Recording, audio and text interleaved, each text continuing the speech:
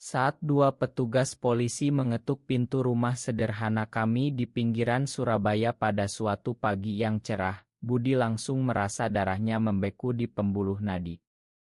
Dia tidak pernah menduga bahwa penyelidikan atas pesan-pesan anonim yang diterima ayahnya akan memaksa Pak Hadi, orang yang paling dekat dengannya sejak kecil, untuk menghadapi kebenaran yang selama ini Budi kubur dalam-dalam di hatinya tentang cinta yang dia rasakan terhadap sesama pria.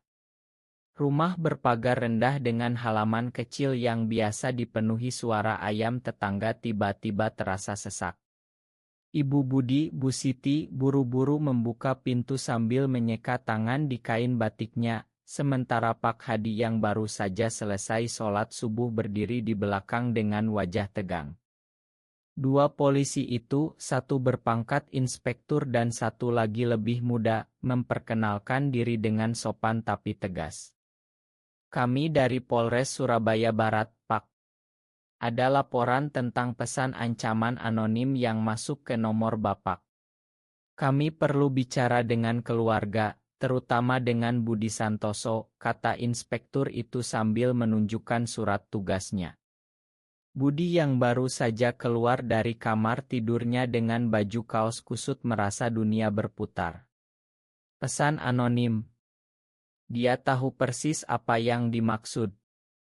Beberapa minggu lalu, ayahnya menerima pesan dari nomor tak dikenal berisi tangkapan layar obrolan intim antara Budi dan Rian, lengkap dengan foto mereka berdua di pantai Parangtritis yang seharusnya rahasia. Ancaman itu jelas, bayar atau seluruh keluarga akan tahu rahasia anakmu yang menyukai pria. Pak Hadi langsung melapor ke polisi, mengira itu hanya pemerasan biasa dari hacker atau mantan rekan kerja. Tapi Budi tahu ini bukan kebetulan. Rian Wijaya, kekasihnya selama 2 tahun, adalah desainer Grace yang tinggal di Jakarta. Mereka bertemu saat Budi mengikuti seminar pendidikan di ibu kota 2 tahun lalu. Rian dengan senyum hangat dan mata yang selalu penuh pengertian telah menjadi tempat Budi pulang dalam diam. Mereka tidak pernah bertemu di Surabaya untuk menghindari gosip, tapi entah bagaimana, seseorang tahu. Mungkin rekan guru di sekolah dasar tempat Budi mengajar, atau mungkin teman lama yang iri. Saat polisi mulai membuka laptop mereka di meja makan, menampilkan bukti-bukti yang sudah mereka kumpulkan, Pak Hadi duduk dengan tangan gemetar. Ini pasti kesalahan, Pak Polisi. Anak saya guru teladan, tidak mungkin terlibat hal seperti ini, katanya dengan suara bergetar.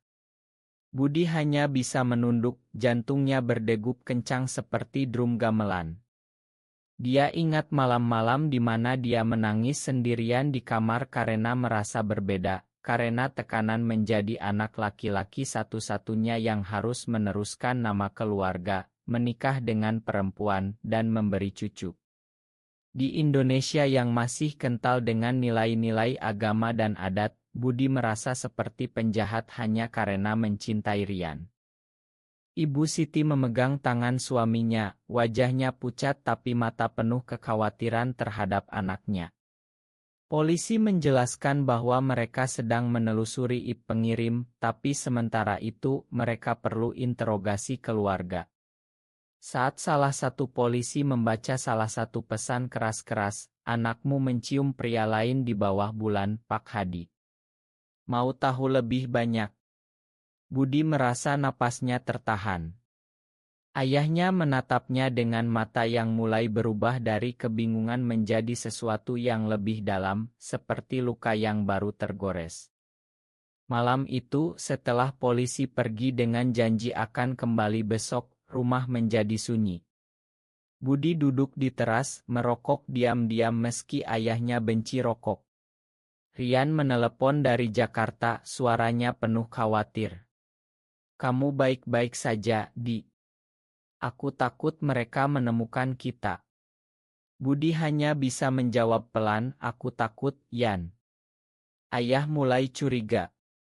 Di dalam rumah, Pak Hadi mondar-mandir di ruang tamu, membaca ulang pesan-pesan itu di ponsel lamanya. Bu Siti mencoba menenangkan, tapi suaminya hanya menggeleng. Kalau ini benar, Siti, apa yang akan orang-orang bilang? Tetangga, masjid, saudara-saudara kita. Budi mendengar semuanya dari jendela, dan air mata jatuh tanpa suara. Dia tahu ini baru permulaan. Perjalanan panjang penuh air mata, pertanyaan, dan mungkin pengkhianatan sedang menunggu. Tapi untuk pertama kalinya, Budi merasa lelah menyembunyikan diri. Mungkin saatnya kebenaran keluar, meski harganya mahal. Pagi berikutnya, polisi datang lagi dengan lebih banyak bukti. Mereka menemukan bahwa pesan dikirim dari sebuah warnet di Jakarta, dekat apartemen Rian. Pak Hadi dipanggil untuk memberikan keterangan lebih lanjut, dan Budi diminta ikut. Di kantor polisi yang ramai dengan suara telepon dan langkah kaki, Budi duduk di sebelah ayahnya. Inspektur bertanya langsung, "Budi, apakah Anda mengenal seseorang bernama Rian Wijaya?" Budi menelan ludah, tangannya dingin. Pak Hadi menoleh, matanya penuh harap bahwa jawaban akan menyangkal semuanya. Tapi Budi tahu bohong lagi hanya akan memperburuk. Dia mengangguk pelan. "Ya, Pak. Dia teman saya." Kata teman terasa pahit di lidahnya. Polisi mencatat, tapi ayahnya sudah berdiri, wajahnya memerah. "Apa maksudmu, Bud? Teman macam apa yang membuat orang kirim oto kalian berdua seperti itu?" Suara Pak Hadi naik, dan untuk pertama kalinya, Budi melihat ayahnya yang selalu tegar itu gemetar karena marah bercampur sedih. Perjalanan pulang di mobil angkot penuh diam yang menyiksa. Bu Siti mencoba menjembatani, "Hadi, mungkin kita bicara baik-baik di rumah." Tapi Pak Hadi hanya menatap keluar jendela, tangannya mengepal. Budi merasa seperti anak kecil lagi yang dulu selalu diceritai ayahnya tentang menjadi pria sejati. Sekarang, pria sejati itu harus menghadapi kenyataan bahwa anaknya mencintai pria lain. Malam harinya, Budi menelepon Rian lagi, suaranya pecah. "Ayah tahu sebagian, Yan. Aku takut besok dia akan tanya semuanya." Rian diam sejenak, lalu berkata lembut, "Kalau perlu, aku datang ke Surabaya. Kita hadapi bersama." Kata-kata itu memberi Budi sedikit kekuatan, tapi dia tahu badai besar baru saja dimulai. Di ruang keluarga, Pak Hadi duduk sendirian dengan Al-Quran terbuka di pangkuannya, tapi matanya tidak membaca. Dia mengingat masa kecil Budi, bagaimana dia selalu bangga pada anak laki-lakinya yang pintar dan sopan. Sekarang semua itu terasa seperti ilusi. Kebenaran yang polisi bongkar perlahan-lahan mulai menyentuh hatinya yang paling dalam, dan Pak Hadi takut pada apa yang akan dia temukan di sana. Budi tidak bisa tidur malam itu. Pikirannya melayang kembali ke 2 tahun lalu ketika dia pertama kali bertemu Rian di seminar pendidikan di Jakarta. Saat itu, Budi sedang berjuang dengan perasaannya sendiri setelah putus dengan pacar perempuan pura-pura yang dia paksa untuk menutupi identitasnya. Seminar itu membahas metode pengajaran modern, dan Rian sebagai pembicara tamu dari perusahaan desain menyajikan slide dengan penuh semangat. Mata mereka bertemu saat sesi tanya-jawab, dan Budi merasa ada sesuatu yang berbeda. Bukan sekadar ketertarikan isik, tapi rasa nyaman yang belum pernah dia rasakan. Setelah seminar, Rian mendekat, "Kamu guru dari Surabaya ya? Cerita dong sekolahmu seperti apa?" Obrolan mereka mengalir sampai malam, di sebuah warung kopi kecil dekat NW. Rian bercerita tentang keluarganya yang sudah menerima dirinya sejak SMA, meski di Indonesia tetap hati-hati. Budi hanya mendengarkan, iri tapi juga terinspirasi. Malam itu mereka bertukar nomor, dan pesan pertama Rian datang pagi harinya, "Senang bertemu denganmu, Budi. Semoga kita bisa ngobrol lagi. Dari situ, hubungan mereka tumbuh pelan-pelan melalui chat malam hari dan panggilan rahasia. Budi merasa seperti menemukan bagian dirinya yang hilang. Dia yang biasa merasa sendirian di tengah keluarga besar yang selalu menekankan pernikahan dan keturunan, akhirnya punya seseorang yang mengerti tanpa menghakimi. Tapi di Surabaya, tekanan semakin berat. Ibu Siti sering bertanya, kapan bawa pacar pulang, nak? Pak Hadi bahkan pernah menjodohkan Budi dengan anak teman masjidnya. Budi selalu menolak halus, beralasan sibuk mengajar. Sekarang dengan polisi terlibat, semua dusta itu mulai runtuh. Pagi harinya, saat sarapan, Pak Hadi meletakkan ponselnya di meja dengan keras. Budi, duduk. Kita bicara sekarang. Suaranya dingin, tidak seperti biasanya. Bu Siti duduk di samping, tangannya memegang cangkir teh yang sudah dingin. Budi duduk, kepalanya menunduk. Ayah baca semua pesan itu semalam. Oto kalian di pantai, chat malam-malam, apa ini semua benar? Budi mengangguk pelan. Benar, Yah. Rian, dia bukan teman biasa. Aku mencintainya. Kata-kata itu keluar seperti bom. Pak Hadi berdiri tiba-tiba, kursinya terdorong keras. Cinta. Kamu laki-laki, Budi. Anak satu-satunya. Bagaimana dengan nama keluarga kita? Tetangga akan bicara apa? Masjid. Kamu mau ayah mati malu? Suara ayahnya memenuhi ruangan kecil itu. Bu Siti menangis pelan, Hadi, jangan keras begitu. Anak kita butuh pengertian. Tapi Pak Hadi sudah keluar rumah, membanting pintu. Budi merasa hatinya hancur. Dia ingat masa kecil ketika ayahnya mengajarinya naik sepeda, memegang pundaknya dengan bangga. Sekarang bangga itu lenyap. Siang harinya, polisi datang lagi membawa update. Mereka menemukan bahwa pengirim pesan adalah seorang rekan guru Budi di sekolah, seorang wanita bernama Ibu Lina yang diam-diam iri karena Budi selalu dipuji kepala sekolah. Lina mengaku setelah diinterogasi, dia melihat Budi dan Rian bertemu di Surabaya sekali dan mengikuti mereka. Motinya sederhana, ingin Budi dipecat agar anaknya bisa naik jabatan. Tapi bagi Pak Hadi, bukti itu justru memperkuat kenyataan pahit. Jadi semua orang tahu kecuali ayahmu sendiri, katanya saat makan malam, suaranya penuh kecewaan. Budi mencoba menjelaskan, aku takut, Yah. Takut ayah tidak terima. Di sekolah saja sudah susah, apalagi di rumah. Malam itu, Budi kabur ke kamar dan menangis. Dia chat dengan Rian, ayah marah besar. Mungkin aku harus putus demi keluarga. Rian balas cepat, jangan, Di. Kita lawan bersama. Aku besok ke Surabaya. Keputusan Rian itu memberi Budi harapan kecil. Tapi di ruang tamu, Pak Hadi duduk dengan teman masjidnya, Pak Ahmad, yang kebetulan datang berkunjung. Mereka bicara pelan, tapi Budi mendengar potongan kata penyimpangan, obat, doa. Dia merasa seperti penyakit di mata ayahnya sendiri. Hari-hari berikutnya penuh ketegangan. Di sekolah, kepala sekolah memanggil Budi karena polisi datang bertanya. Berita mulai menyebar di kalangan guru. Beberapa teman mendukung diam-diam, tapi yang lain menjauh. Budi pulang dengan bahu lunglai. Bu Siti memeluknya di dapur, ibu sayang kamu apa adanya, nak. Tapi ayah butuh waktu. Waktu. Kata itu terasa seperti penghukuman. Sementara itu, Rian tiba di Surabaya dengan kereta malam.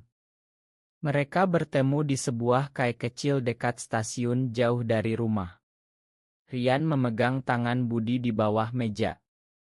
Kita hadapi, Di. Aku di sini untukmu. Pelukan mereka di mobil Rian yang diparkir di tempat sepi menjadi satu-satunya tempat Budi merasa aman. Tapi saat pulang, Pak Hadi sudah menunggu di teras. Siapa yang datang tadi? Jangan bohong lagi, Budi. Kebenaran mulai terkuak lebih dalam, dan Budi tahu, tidak ada jalan kembali. Penyelidikan polisi semakin mendalam saat mereka memanggil Rian untuk dimintai keterangan di kantor polisi Surabaya. Budi ikut menemani, tangannya berkeringat dingin sepanjang perjalanan. Rian duduk tenang di ruang interogasi, menjelaskan bahwa hubungan mereka murni cinta, bukan apa yang dituduhkan Lina. Kami tidak melanggar hukum, Pak. Hanya saling mencintai, katanya dengan suara mantap. Inspektur mengangguk, tapi catanya panjang. Di luar ruangan, Pak Hadi menunggu dengan wajah keras. Saat Rian keluar, ayah Budi menatapnya dari ujung kepala sampai kaki. Jadi kamu yang merusak anak saya? Rian menjawab hormat, saya mencintai Budi, Pak. Bukan merusak. Kata-kata itu seperti angin yang meniup bara api. Pak Hadi berbalik pergi tanpa kata. Di sekolah, tekanan sosial semakin kuat. Kepala sekolah memanggil Budi ke ruangannya. Saya dengar ada masalah pribadi, Budi. Orang tua murid mulai bertanya. Mungkin kamu ambil cuti sementara. Budi mengerti ini pengusiran halus. Teman sejawat yang dulu akrab kini menunduk saat lewat di koridor. Hanya satu orang, guru matematika bernama Pak Joko, yang mendekat di kantin. Aku tahu, Budi. Aku juga pernah begitu dulu. Tahan ya, jangan menyerah. Dukungan kecil itu seperti oase di padang pasir. Tapi di rumah, situasi memburuk. Pak Hadi tidak bicara dengan Budi selama 3 hari. Makan malam hanya diisi suara sendok dan diam. Bu Siti mencoba menjembatani dengan cerita masa kecil, tapi ayah tetap diam. Suatu malam, Budi mendengar ayahnya berdoa di musola kecil di belakang rumah, suaranya penuh isak. Ya Allah, beri hidayah untuk anakku. Budi menangis di kamar, merasa seperti pengkhianat. Rian menginap di hotel murah dekat rumah, dan mereka bertemu setiap malam di taman kota. Mungkin aku kembali ke Jakarta dulu, kata Rian suatu kali, matanya sedih. Budi memeluknya erat. Jangan pergi. Aku butuh kamu. Pengertian Rian membuat Budi semakin sadar betapa berharganya cinta itu. Tapi konflik muncul saat Lina, pelaku pesan anonim, diadili. Di pengadilan, Lina menangis meminta maaf, tapi bagi Budi, luka sudah dalam. Berita kasus ini bocor ke media lokal, dan nama keluarga mereka disebut. Tetangga mulai bisik-bisik saat Budi lewat. Pak Hadi semakin tertutup, bahkan menolak makan bersama. Suatu hari, Budi menemukan ayahnya membakar oto lama mereka berdua di halaman belakang. Ayah, jangan, teriak Budi. Pak Hadi menatapnya dengan mata merah. Kamu sudah bukan anak yang aku kenal. Kata-kata itu menghancurkan Budi. Dia lari ke kamar Rian di hotel, menangis di pelukannya. Aku mau mati saja, Yan. Rian menenangkan, kamu kuat, Di. Kita akan lewati ini. Malam itu, mereka berjanji untuk bertahan. Keesokan harinya, polisi menutup kasus Lina dengan hukuman ringan karena bukti pemerasan. Tapi bagi keluarga Budi, kasus sebenarnya baru dimulai. Pak Hadi akhirnya memanggil Budi ke ruang tamu. Ceritakan semuanya dari awal. Ayah mau dengar dari mulutmu sendiri. Budi duduk, suaranya gemetar menceritakan perjalanan hatinya, dari rasa bingung di masa remaja sampai cinta sejati dengan Rian. Ayah mendengarkan tanpa menyela, tapi wajahnya semakin kerut. Saat selesai, Pak Hadi hanya berkata, "Ayah butuh waktu, Budi. Jangan harap ayah langsung terima." Tapi setidaknya, pintu komunikasi terbuka sedikit. Budi merasa ada cahaya kecil di ujung terowongan gelap. Namun, tekanan masyarakat tidak berhenti. Di Masjid Jumat, beberapa orang menatap Pak Hadi dengan pandangan aneh. Saudara jauh menelepon, menawarkan pengobatan alternatif.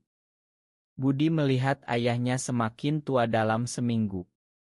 Rian memutuskan tinggal lebih lama di Surabaya, mencari kerja relance di kota itu untuk mendukung Budi.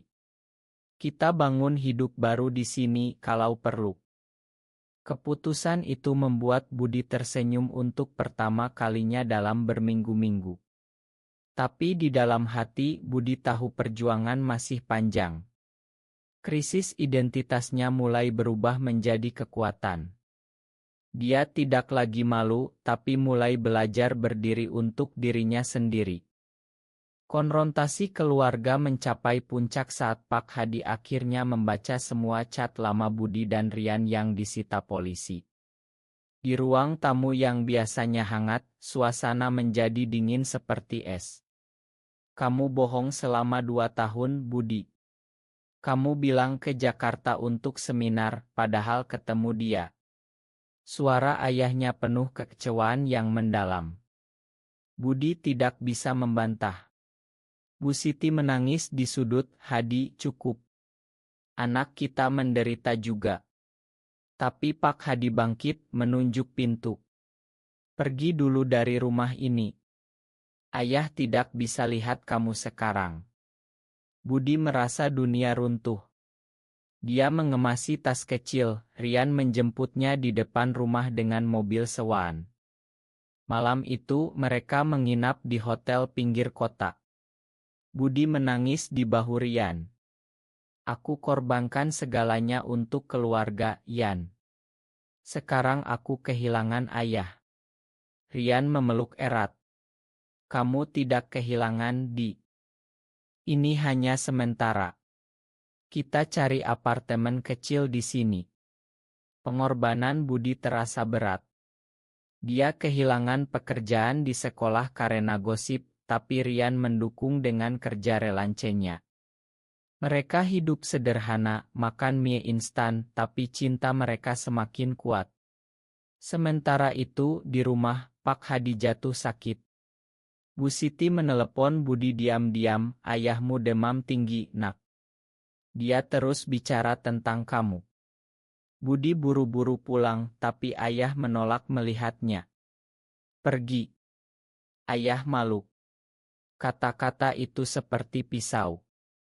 Budi duduk di teras semalaman, mengingat semua pengorbanan kecil yang dia lakukan dulu untuk ayah, belajar keras, menolak beasiswa ke luar negeri demi tetap dekat keluarga. Sekarang semua itu sia-sia. Salah paham semakin dalam saat saudara ayah datang, menyarankan Budi dikirim ke pesantren untuk diobati. Budi menolak keras. "Ini bukan penyakit, Pak De. Ini siapa aku." Pertengkaran meledak, dan Budi pergi lagi dengan hati hancur. Rian menjadi sandaran utamanya. Mereka menghabiskan malam bicara tentang masa depan, tentang mungkin pindah ke kota besar di mana lebih terbuka. Tapi Budi tidak bisa tinggalkan ibunya. Pengorbanan terbesar datang saat Budi memutuskan menulis surat panjang untuk ayahnya. "Ayah, aku tetap anakmu. Cinta ini tidak mengubah itu." Surat itu diserahkan lewat ibu. Pak Hadi membacanya sendirian dan untuk pertama kalinya, air mata jatuh di pipinya yang kasar. Tapi dia masih diam. Hari-hari berlalu dengan Budi bekerja paruh waktu sebagai tutor priat, sementara Rian membangun bisnis kecil desain online. Hubungan mereka diuji saat Rian mendapat tawaran kerja di Jakarta lagi. "Aku tolak, Di. Aku pilih kamu." Pengorbanan Rian itu membuat Budi sadar, cinta sejati butuh dua pihak yang sama kuat. Di tengah itu, tetangga mulai berubah sikap. Beberapa ibu-ibu masjid datang ke rumah Pak Hadi bukan untuk menghakimi, tapi berbagi cerita anak mereka yang berbeda. Perlahan dinding ayah mulai retak. Tapi salah paham masih ada. Pak Hadi pernah melihat Budi dan Rian jalan bersama di pasar, dan dia berbalik pergi tanpa kata. Budi merasa seperti pengkhianat lagi. Malam itu dia hampir putus asa, tapi Rian mengingatkan kita tumbuh bersama, Di. Ini bagian dari perjalanan. Krisis keluarga ini memaksa Budi dewasa. Dia belajar bahwa pengorbanan bukan berarti menyerah, tapi memilih dengan bijak. Dan ayahnya, di balik amarahnya, mulai melihat anaknya bukan sebagai kegagalan, tapi sebagai manusia yang berjuang. Budi mulai menemukan kekuatan baru dalam dirinya saat bekerja sebagai tutor online dari apartemen kecil yang dia sewa bersama Rian. Kehidupan mereka sederhana tapi penuh tawa kecil. Rian mengajarinya memasak, dan Budi mengajari Rian tentang kesabaran menghadapi keluarga. Tapi tantangan luar datang lagi saat media lokal mengangkat kasus Lina sebagai skandal di kalangan pendidik. Nama Budi disebut samar, dan tawaran kerja baru sulit didapat. Rian mengorbankan proyek besarnya untuk membantu Budi membuka kelas priat kecil di apartemen. Kita mulai dari nol, Di. Di rumah ayah, Bu Siti diam-diam mengundang Budi saat Pak Hadi pergi ke masjid. Ayahmu baca suratmu berkali-kali, nak. Dia mulai bertanya tentang Rian. Harapan itu kecil, tapi cukup. Suatu malam, Rian sakit keras karena kelelahan kerja. Budi merawatnya sepanjang malam, dan saat Rian demam, dia berbisik, "Aku takut kehilangan kamu, Di." Kata itu membuat Budi sadar betapa dalam cintanya. Dia menelepon ayah, "Yah, Rian sakit. Aku butuh nasihat ayah sebagai orang tua." Pak Hadi diam lama, lalu berkata pelan, "Bawa ke dokter. Jangan biarkan dia sendirian." Itu langkah pertama. Pengertian mulai tumbuh. Budi dan Rian menghadapi tekanan sosial saat berjalan di Mall Surabaya, ada yang menatap sinis. Tapi mereka belajar mengabaikan fokus pada pertumbuhan diri. Budi mulai menulis blog anonim tentang perjalanan identitasnya, dan banyak pembaca Indonesia yang senasib memberi dukungan. Rian bangga. "Kamu berani sekarang."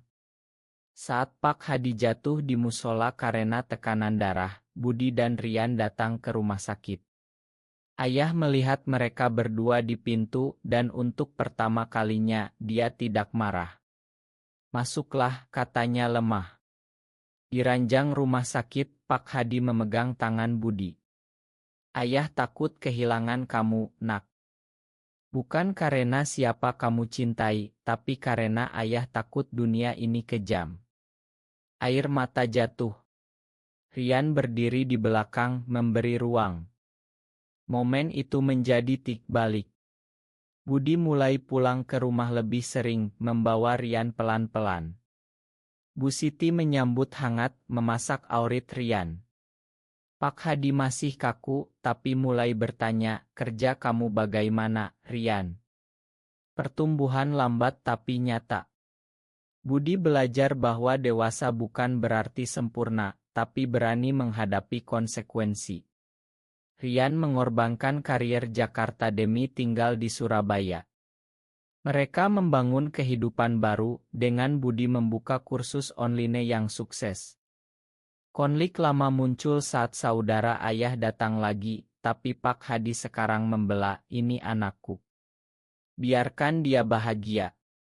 Kata-kata itu seperti obat untuk luka Budi.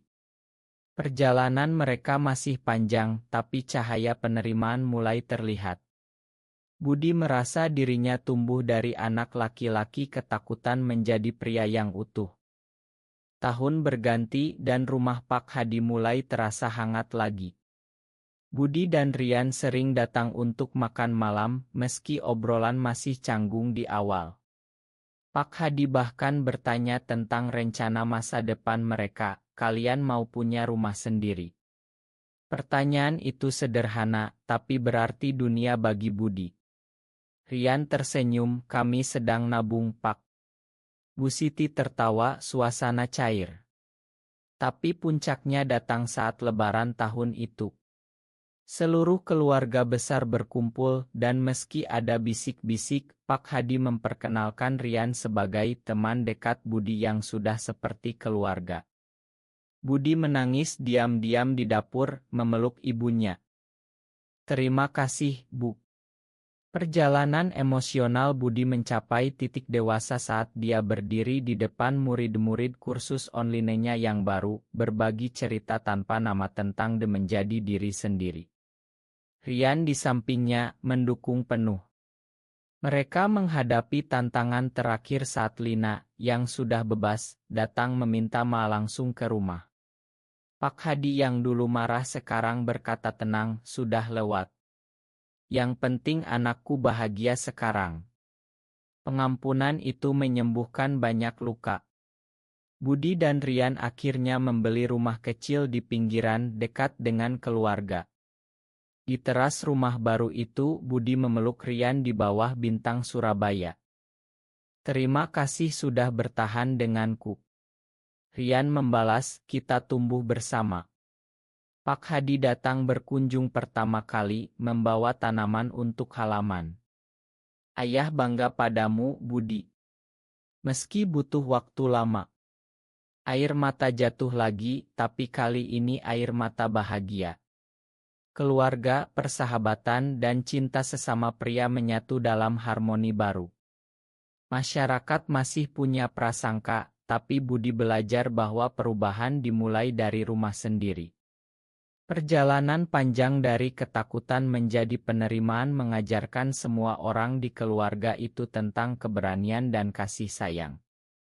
Budi sekarang menjadi guru dan pembicara kecil tentang kesehatan mental dan identitas, membantu banyak pemuda Indonesia yang senasib. Rian sukses dengan studio desainnya. Dan Pak Hadi, di usia senjanya, sering duduk di teras sambil tersenyum melihat anaknya bahagia. Kebenaran yang polisi bongkar dulu kini menjadi ondasi keluarga yang lebih kuat.